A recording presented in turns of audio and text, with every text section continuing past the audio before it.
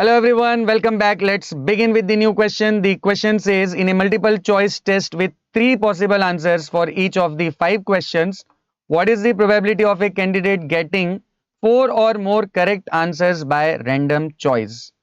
Very easy question. So without wasting any time, let's quickly begin with the solution.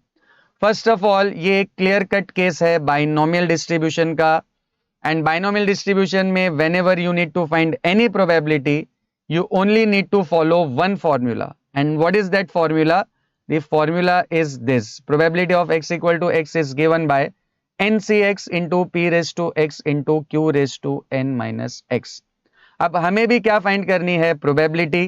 तो formula यही वाला use करना पड़ेगा, but ये फॉर्मूला यूज करने के लिए सबसे पहले हमें क्या फाइंड करनी पड़ेगी? एन, पी एंड क्यू की वैल्यूज. तो चलिए सबसे पहले हम इन तीनों की वैल्यूज फाइंड कर लेते हैं. यहां पर देखिए टोटल कितने क्वेश्चंस अटेम्प्ट करने हैं स्टूडेंट को? 5 क्वेश्चंस, राइट?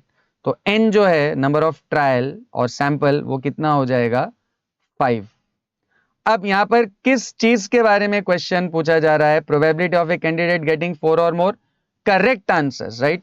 तो अगर मैं हमारा रैंडम वेरिएबल x को ले लेता हूं, number of correct answers given by candidate, तो ये जो x है उसकी क्या क्या पॉसिबल वैल्यूज हो सकती है? ठीक है, टोटल क्वेश्चन है 5. तो अगर कोई स्टूडेंट 5 क्वेश्चंस को अटेम्प्ट करे तो हो सकता है कि उसको एक भी करेक्ट आंसर ना मिले, मतलब 0 करेक्ट आंसर्स, या एक करेक्ट आंसर मिल सकता है, या 2 करेक्ट आंसर्स, या 3 या 4, या मैक्सिमम कितने करेक्ट आंसर्स मिल सकते हैं? पांचों के पांचों, क्योंकि टोटल क्वेश्चंस हमें कितने अटेम्प्ट करने हैं? 5 क्वेश्चंस. तो अगर हम 5 क्वेश्चंस अटेम्प्ट कर रहे हैं तो कितने करेक्ट आंसर्स हो सकते हैं उसमें से? 0 और 1 और 2 और 3 और 4 और maximum it can be 5. So these are the possible values of x. अब नेक्स्ट हमें क्या फाइंड करनी है? p की value. Now what is p? p is probability of success. यहां पर हमारे लिए सक्सेस क्या है? करेक्ट आंसर का मिलना हमारे लिए सक्सेस है, राइट? क्वेश्चन जिस बारे में पूछा जा रहा है उसका मिलना ही हमारे लिए क्या होता है? सक्सेस. तो यहाँ पे p या प्रोबेबिलिटी ऑफ सक्सेस क्या हो जाएगी?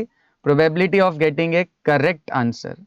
अब यहां पर देखिए ये एक मल्टीपल चॉइस टेस्ट है जिसमें 3 पॉसिबल आंसर्स है, मतलब एक क्वेश्चन के 3 ऑप्शंस है या 3 आंसर्स है, तो सही तो एक ही होगा 3 में से. तो आंसर के सही होने के चांस क्या हो जाएंगे? आपके पी की क्या वैल्यू हो जाएगी? 1 आउट ऑफ 3, राइट? क्योंकि टोटल 3 पॉसिबल आंसर्स है मल्टीपल चॉइस में, बट करेक्ट तो एक ही आंसर होगा, तो सही होने की प्रोबेबिलिटी हो जाएगी 1/3. एंड पी मिलने के बाद नेक्स्ट हमें क्या फाइंड करनी है? क्यू की वैल्यू.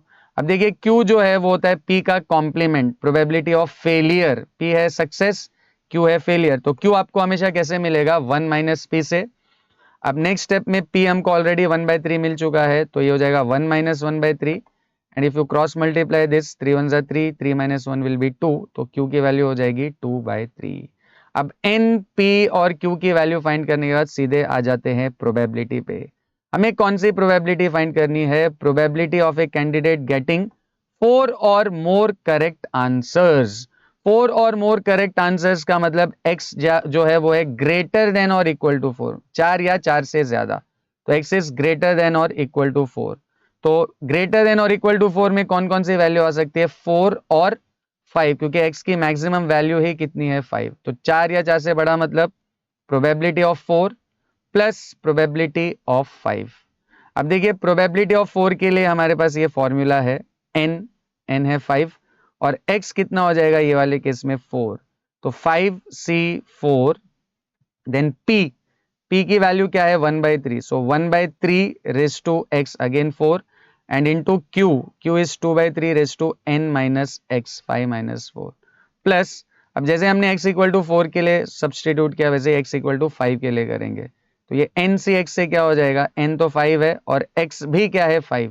तो हो जाएगा 5c5, then p is 1/3 raised to 5, and then q is 2/3 raised to 5 minus 5, right? Now 5c4 को अगर हम सिंप्लीफाई करें तो 5c4 की वैल्यू क्या आ जाएगी? 5 आ जाएगी. Now 1/3 का फोर्थ पावर, तो 1 का फोर्थ पावर तो 1 ही होता है, एंड 3 raised to 4 हो जाएगा 81. सो 1/81, एंड ये 5 minus 4 बनता है 1, सो 2/3 का power 1 will be 2/3. Then plus 5c5 की वैल्यू होती है 1. अब 1/3 का फिफ्थ पावर, तो 1 का फिफ्थ पावर तो 1 ही होगा, एंड 3 का फिफ्थ पावर होता है 243.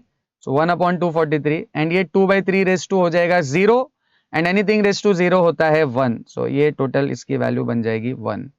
अब यहाँ पर देखिए ये 5 और 2 को मल्टीप्लाई करोगे तो ये आ जाएगा 10 और 81 इंटू 3 होता है 243. तो ये टोटल हो जाएगा 10/243 एंड प्लस ये पूरी वैल्यू हो जाएगी 1/243 एंड डिनोमिनेटर सेम है तो 10 + 1 आपका कितना हो जाएगा 11/243.